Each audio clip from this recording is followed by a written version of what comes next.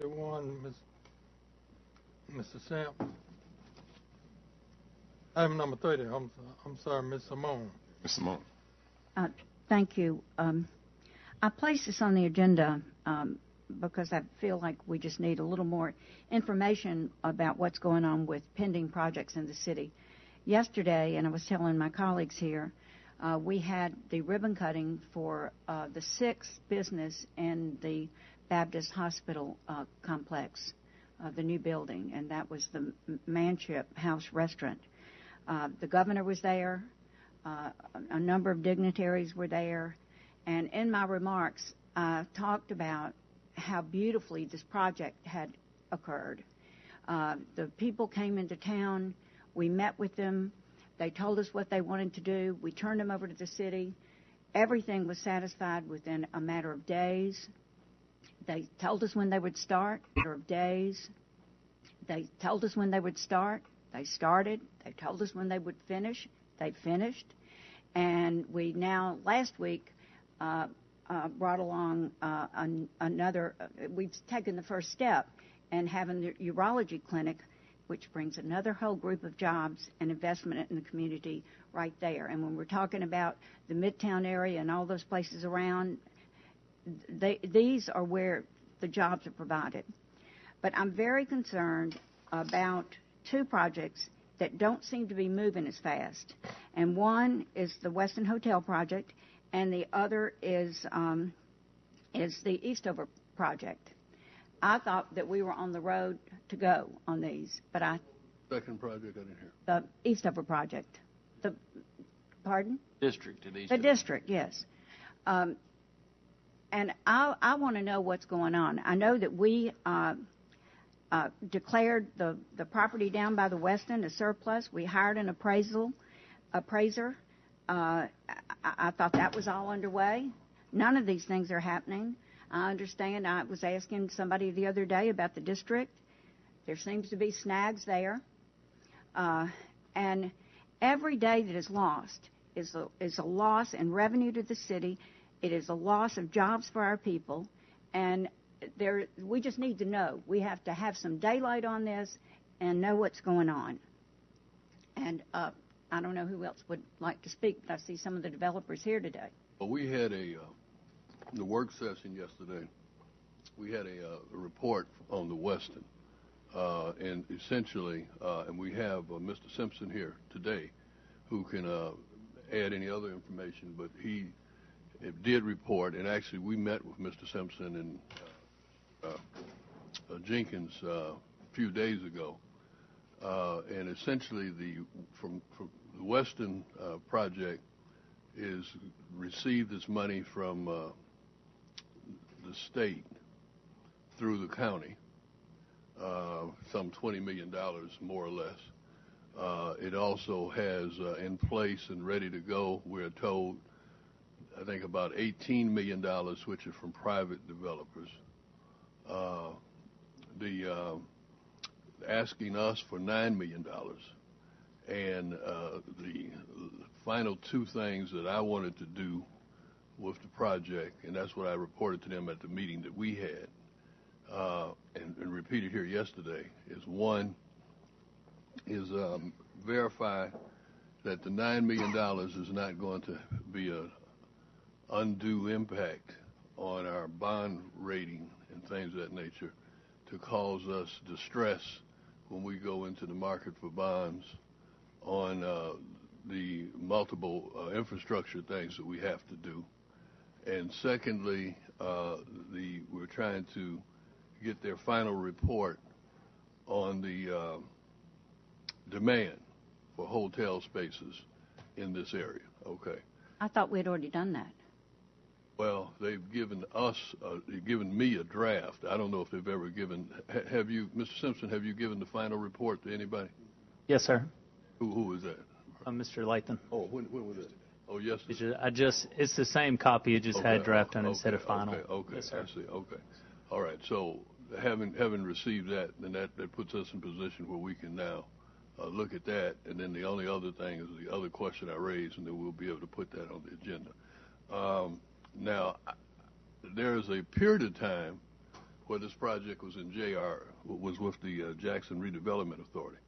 And I can't speak for what was happening with it when it was in Jackson Redevelopment Authority. But they have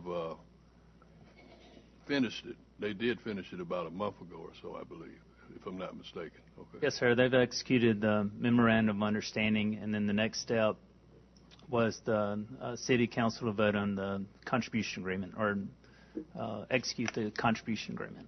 Right. Right.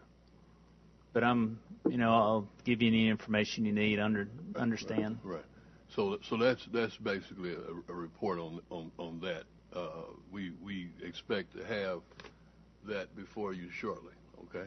Okay. I'd like to ask Mr. Lathan a question. Has there been any discussion about the movement of the location of this hotel? Yes or no? Oh, well, yeah, there's been discussion about it.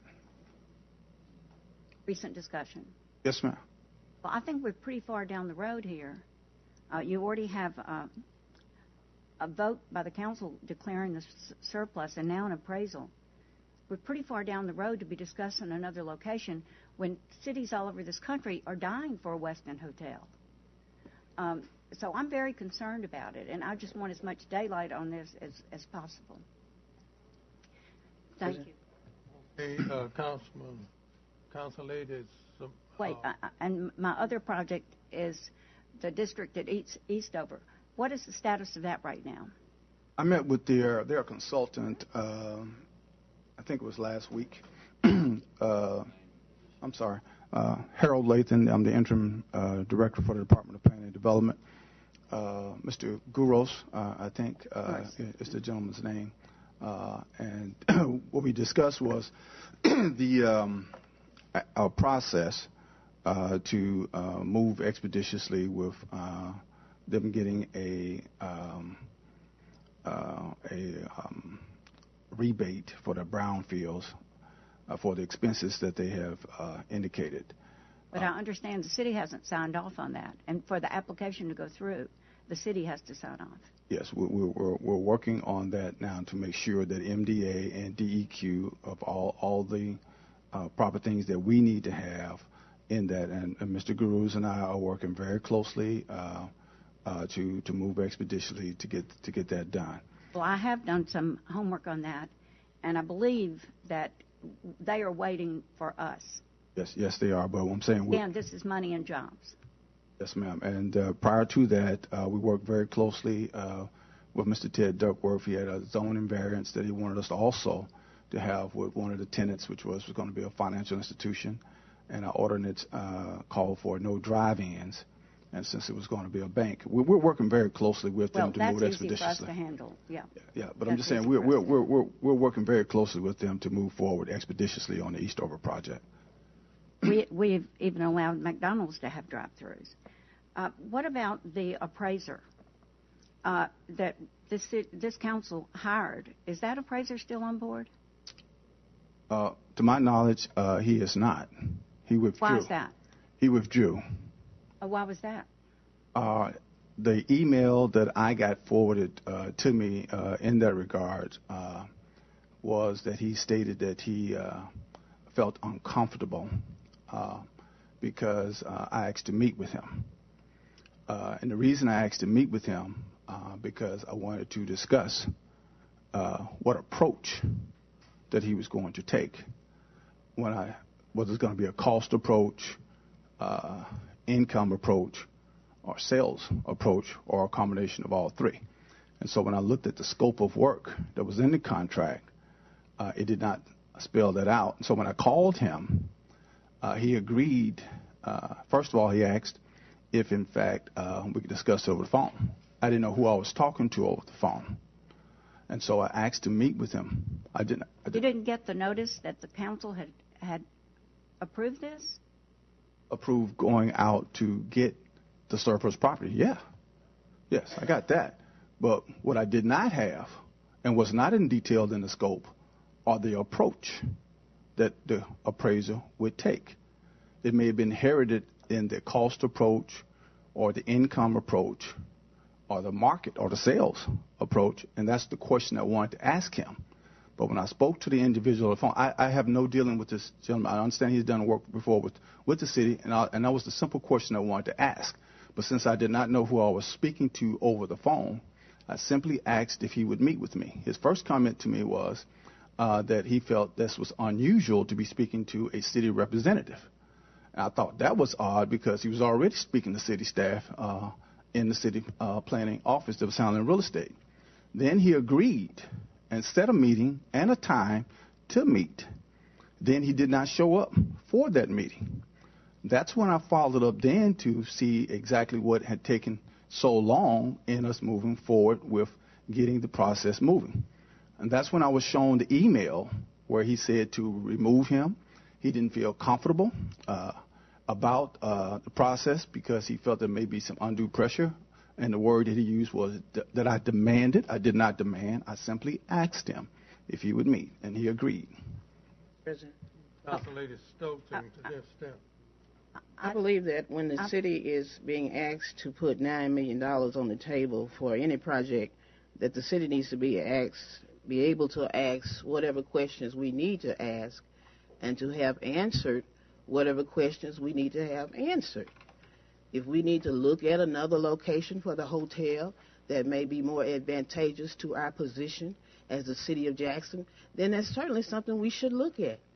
But it shouldn't be a problem. It shouldn't be anything wrong with us asking questions. That may be the old way of doing things, but in my opinion, we've got a new day here today. Thank you.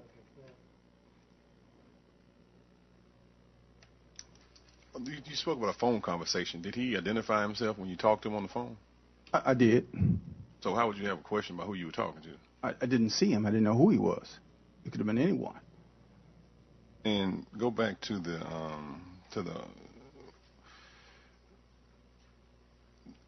district. Since you're more hands-on with this than the mayor is, what are some of the conversations that are holding this up with the district or making these snags come up? What are some of the issues? Well, at this juncture, I don't think there are any snags or anything that was holding up. There was not a clear-cut, real understanding as what was going to be really required on the city's behalf as it relates to the rebate for the brownfields. And so we tried to coordinate our schedules so that we could sit down and meet to expedite that particular project.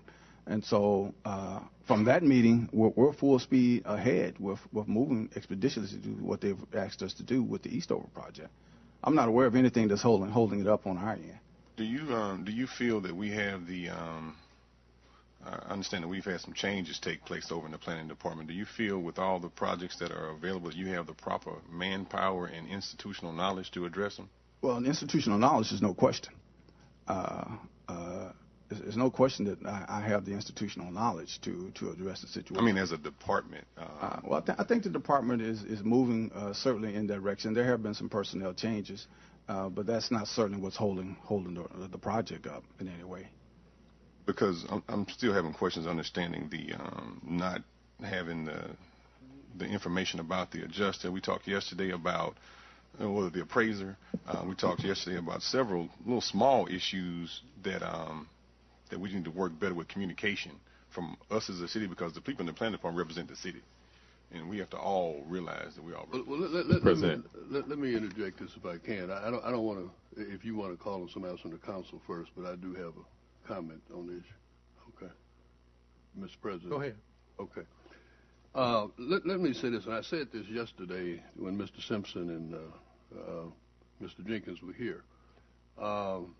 As it relates to, now I was unfamiliar with the fact that anything was holding up the district project. I didn't know that was the case, but I guess we got people from the district project here to speak to that. But two things I can clearly address. As far as the Westin project is concerned, I think it was Mr. Jenkins that came to me some time ago. This is when the project was supposed to have been in the JRA, and asked me where it was, what was happening, what was going on.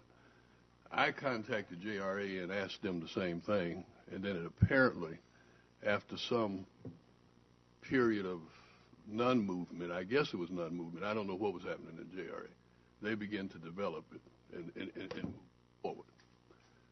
At the same time, we're making changes at JRA, many of them prompted by comments from this city council, okay? And I'm making the changes in terms of the way we deal with JRA. We're not going to have JRA do our job. We're going to do our job, and then we're going to ask JRA to do their job. So when it comes to checking things, when it comes to questions which are raised to me, you know, we listen to the developers, and they have their own set of concerns, and there are other people that have set of concerns. And if they raise these set of concerns, somebody raises a concern, credible people in the community, about what kind of impact is $9 million going to have on your bond rating and things of that nature, then I'm going to investigate that. You know, I think that's something that I'm supposed to investigate. I'm not supposed to just rely on the good faith of the developer, even though one of the developers I consider is a good friend of mine. Okay, all right, okay. So that's the reality. Okay, okay. Now the other thing is true. Was the you know, other issues were being raised, and there was a issue being raised about whether or not Westin, since we have a set of priorities, and one of the priorities is to get that convention center hotel, right? To get and to have a convention center hotel. Was it possible to make the Westin Hotel the convention center hotel? Not having the benefit maybe of prior discussions around that or prior research that had been done around that, that was a concern that there were people in my department that were concerned about, and concerns that I had, okay, that they convinced me to have that concern and to investigate that concern. That was the reason why we had the meeting the other day, and I asked questions the other day about why that was possible. I'm convinced at this point that it's not possible for a number of reasons, because they've moved ahead, they've done certain things, they're trying to get a different kind of market and various other things. But that was something that I could not have answered from my previous experience on the council and things of that nature. So those were things that I moved, and this motivating, it was moved out of me, with some interest and some perspective from inside of the Office of Economic Development too. Now, so yes, we are going to check people out ourselves. Yes, we're going to vet people ourselves, and yes, we're going to move people. At the same time, we're dedicated to making sure that the downtown area is developed. And as I've said several times to people, that the Westin seems to be a project ready to cross the finish line, okay? And since it's ready to cross the finish line, even though there may be a number of different other assumptions, scenarios that we could use, I'm not going to hold something back that's ready to cross the finish line for a distant scenario that may or may not work out. Okay, okay. So that's not the case at all. So that's where we are with the Westin. Now, as far as the district is concerned, we do have somebody here apparently from the district. Maybe they can straighten us out on what the delay is. Okay. Mr. Duckworth and Mr. Hines are both here. Ted Duckworth. I'm Brett Hines. You know, our issue really about where the project is we negotiated the TIF agreement with the city.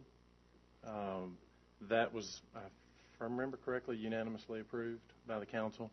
It didn't get signed by the current mayor because it overlapped Mayor Johnson's administration into Mayor Lumumba's, so we got that done after you came in office, Mr. Mayor. And what's happened and that really was in the process as well during that is DEQ passed some legislation at the state legislature where they have a brownfield rebate, which essentially is the state is participating where they rebate sales tax up to 2.5 times your investment. Well, we've already done the abatement on the site. You can see it's been cleared. We had environmental cleanup we had to do. All that work has been done. I guess we've paid for most of it. And we're trying to get an agreement hammered out with the city. The state will put in all of their sales tax revenue until the $1.3 million is recouped. The way the program works, state and the city have to participate if the state won't put the money in. You know, we hear all the time, why didn't the state do anything to help out things in the city of Jackson? Well, here's a perfect example. They're willing to put $1 million in, but they will not do it if the city won't put the match. The net cost to the city is about $150,000 more than the $7 million that you've already committed. So we're talking about $110 million development that's being held up right now by $150,000 additional commitment that we're asking for from the city. The state's putting in $1 million. The problem we're having is the interim director is retrading us on the deal. I mean, we have an agreement that says do the jobs with Jacksonians. You know, we'll hire a certain number of people that live within the city for qualified labor, or not we will, but our contractors will. And, I mean, I don't think he likes the agreement that we made with the prior administration. And we need to get it done. You said we'd have it done by the end of January. We don't have it done. We've got a theater deal that's on the table. Theater deal, we're going to lose it if we don't get this thing done. And for Mickey Mousing around, here we are, two private developers trying to do things in the city, and we're the ones that are down here spending 2.5 hours of our day trying to get something done that should just be a process that was working just fine with the prior administration. But all the staff at Planning and Development is gone. We have a new director. I don't know how you could have the institutional knowledge to know about the deal that we've been through to get to this point. We've been working on this deal since 2007. So it's a little frustrating that we have to come down here. We're glad to do it. This is where we live. This is where we invest our money. Our families are here. Kids go to school here. But dadgummit, it's just really frustrating to have to come down here and even say why we're having any problems getting the deal done. Well, and on the issue on Public Works. State your name for the record. My name is Brad Hines. I'm co-developer of the district at Eastover. For instance, Public Works Department, we've got a 30-inch water line running through. The city has a 30-inch water line running through the property, and they won't locate it. They can't locate it.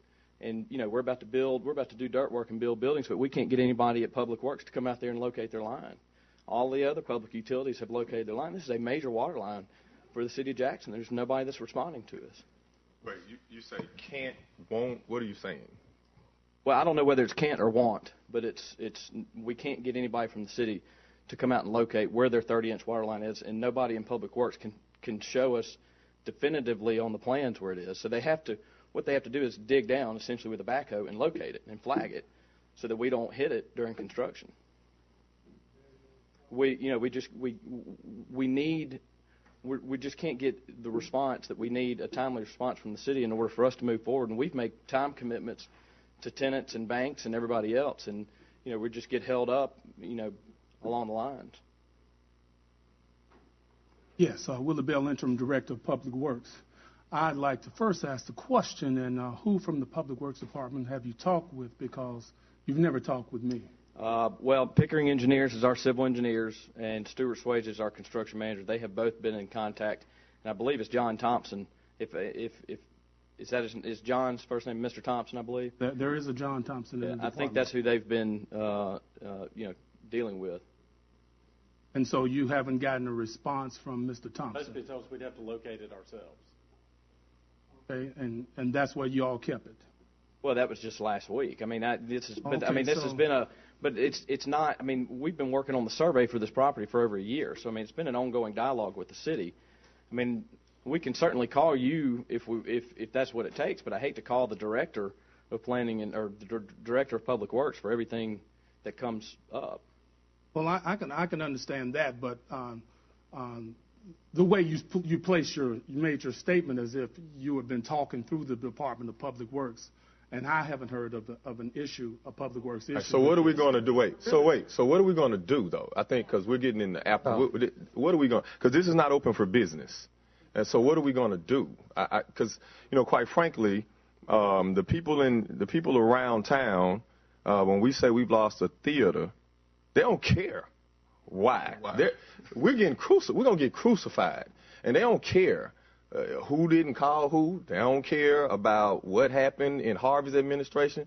These folks want a theater, and they, quite frankly, they don't even care who gives it to us. And I think we might be losing sight of that. So how are we going to work through this? Because we'll spend the next, y'all will, because I got to get my kids. We'll spend the next 2 hours talking about who didn't do what. So what are we going to do right now?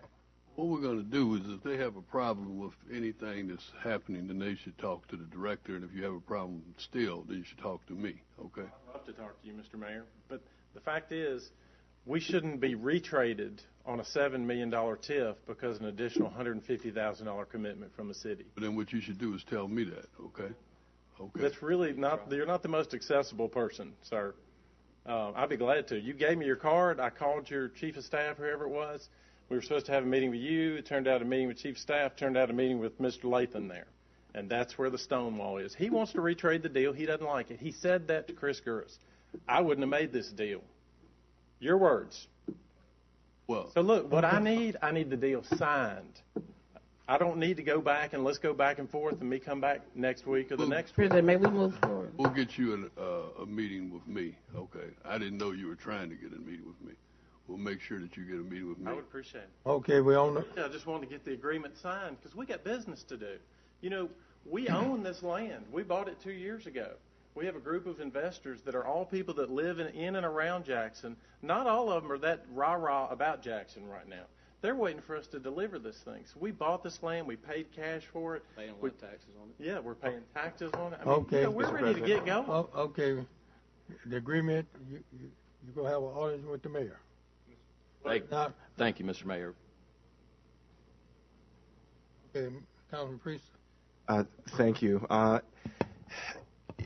appreciate you coming to visit with us this afternoon now, Mr. Duckworth, that I am sorry that we had to do this in a public forum in this manner, that I had a chance to speak with Mr. Duckworth last week about a different matter. And, you know, I think I'm